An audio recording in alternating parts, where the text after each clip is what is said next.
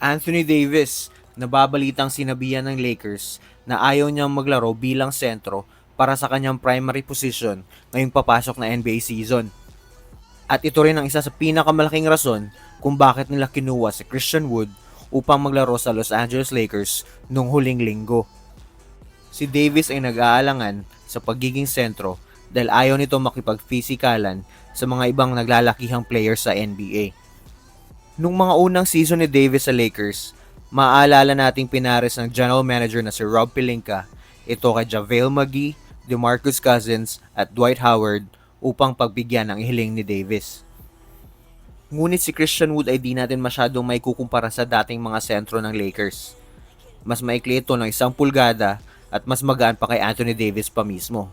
At di gaanong kilala dahil sa kanyang depensa. At sa ibang salita, gusto ng Lakers protektahan si Anthony Davis sa pisikalang aspeto ng NBA.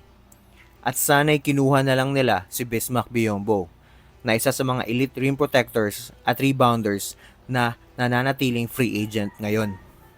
Kung makakalaban man nilang muli ang Denver Nuggets at nanaisin nilang manalo, kailangan nilang ibalik si Rui Hachimura sa kanyang dating posisyon upang bantayan si Jokic. Di ko sinasabing walang kabuluhan ang pagkuha nila kay Christian Wood na isang napakatalentadong offensive player na nakuha nila sa isang minimum contract. Ang scoring nito ay maring makatulong sa opensa ng Lakers lalong-lalo na't baka tamaan na naman sila ng samot-saring injuries. Sa kabilang banda, baka mas makakatulong pa rin si Anthony Davis sa laro ni Christian Wood. Dahil paminsan, nakakatulog ito sa depensa at di ganong epektibo kapag na-switch na ito sa mga mas maliliit na player sa NBA. Kung magiging maganda ang kinalabasan ng trade na ito, magiging dahilan ito kay Anthony Davis. Kung ipagsasabay silang dalawa, paniguradong maglalaro si Wood as center at power forward para kay Anthony Davis. Ngunit sa mga larong dikit ang laban, paniguradong mas bibigyan ng minuto pa rin ni Coach Darvin Ham si Davis upang maglaro bilang sentro at ang pagiging anchor sa depensa ang pangunahing rason nito.